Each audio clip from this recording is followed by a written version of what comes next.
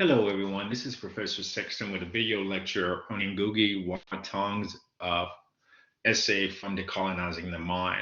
First of all, let me apologize for the visual quality of the video. I'm recording the video lectures this week in a different location, and the lighting that I'm in is not as great as in the place where I normally record them. So I apologize for the lighting of the video. Also, let me just let you know that this is from the excerpt that you're reading is from a larger work, is from a book that Ngugi wrote called Decolonizing the Mind. So this is not the complete work. This is just a small section of it. Make sure that you read what is on our Blackboard page, because if you do a Google search for it, you might get the actual work or you might get a different section of it. So make sure that you read what is in our course reading. So in this excerpt, Ngugi Wa Thong focuses on the connections between language and culture. He begins by recounting that as a child, he spoke Gikuyu, one of the native languages of Kenya. It was the language of home, work, and education. He describes this as harmony because the same language was used no matter the setting or situation. For him, it reinforced a sense of self and his relationship to the community.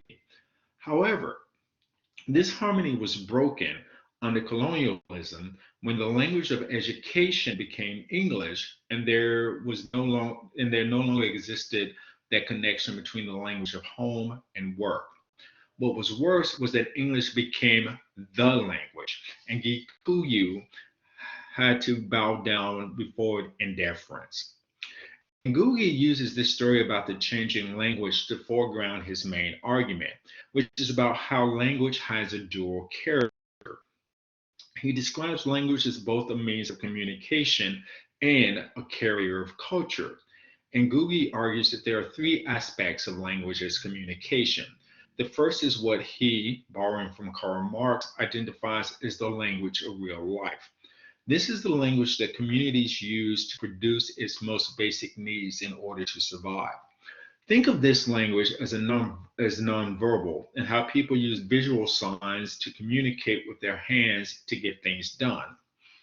The second aspect of is speech, which imitates the language of real life. That is communication and production. It is the spoken word that people use with one another. The third aspect is written signs, which imitates the spoken. This third aspect is a later development because people often use the nonverbal and the spoken word before they create those written signs. Think of the various alphabets that people develop over the years. And Gugi argues that in most societies, the written word and the spoken language are the same. This is what he means when he uses harmony. Ngugi then transitions to language as culture, also identifying three aspects. First, he argues that culture is a product of history, which it in turn reflects. For Ngugi, this history is related to communicating in order to produce. See the first aspect of language as communication. The second aspect of language has to do with the image forming agent in the mind of a child, by which our whole conception of ourselves as people, individually and collectively, is based on those pictures and images that language makes accessible to us. The third aspect is how culture transmits or imparts those images of the world and reality through the spoken and written language. What both of these aspects of language as communication and the three aspects of language as carrier of culture makes clear is that they are a product of each other. And this is a quotation from Ngugi's essay. Communication creates culture. Culture is a means of communication.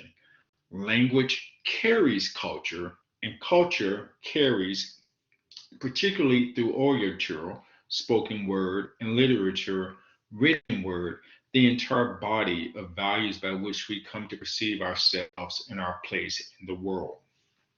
Therefore, Ngugi argues that language is thus inseparable from ourselves as a community of human beings with a specific form and character, a specific history, a specific relationship to the world. Of primary concern to Ngugi is how the children of colonialism are made to feel alienated from themselves, which is represented in their native language. He argues that when these children have a foreign language imposed on them, it is out of harmony with the other aspects of their lives and culture. When in the foreign language, they experience the destruction or the deliberate undervaluing of their culture, their art, dances, religion, history, geography, education, orature, and literature. For this child, learning is no longer connected to their emotional experiences, it is all cerebral in the brain. These children no longer see themselves reflected in the literature they read or the language they use, and they gradually become divorced from the true self, which for Ngugi can be disastrous. So let me say this about Ngugi's the excerpt from Ngugi. It is short, but it is jam-packed with information. And so this is one of those essays that you'll want to read carefully and slowly. Do not be afraid to go back over it, to read it a second or perhaps a third time. If you can, print it out and underline parts of it because it is dealing with a lot of complex issues. But mainly what he's doing is he's looking at how the language that we as a people is a part of our identity. For him, our language is a part of our identity. And particularly, he sees language functioning in multiple ways. There's the language that we speak, there's the language that we write, and there's the language of education. For Ngugi, if all three of these languages are the same, there's a sense of harmony. So if the language that we speak and the language that we write and the language of education are all the same, for Ngugi, this creates harmony. This in itself creates a stronger sense of self and identity. If those languages are different, then what Ngugi argues is that they can cause disharmony. So if a student is speaking one language at home, but the language of education is different, then that can create an issue. Particularly keep in mind that Ngugi is talking about when a language is forced upon the people. So once again, he's talking about Kenya, which native language was Gikuyu. But when Kenya was taken over by the English, they brought English in and made English the dominant language. For a long period, both of those languages coexisted, but then English became the dominant one and the most important one. So therefore, if you didn't speak English, you didn't advance. And Ngugi even recounts narratives where students got in trouble for speaking Gikuyu in school instead of speaking English, which was the targeted language. And what Ngugi also does in this essay, he relates how our language is tied to our culture and how it's tied to communication.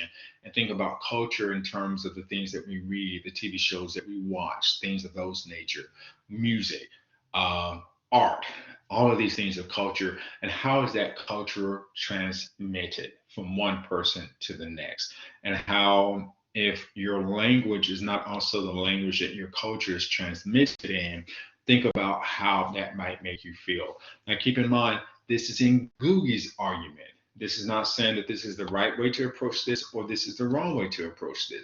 This is just the way that he approaches it. So you don't have to agree with what Ngugi says, but you do need to listen and understand why he says it and what arguments that he's making for saying it. You are more than welcome to disagree with him. That is totally fine and totally acceptable and totally encouraged if you authentically disagree with it. As I said before, Ngugi's essay or the excerpt is not long, but it is complex. So you want to take your time reading this. If you have any questions about the essay or if there are any things that are unclear in that essay, please email me for clarification. Okay, take care, everyone. Bye.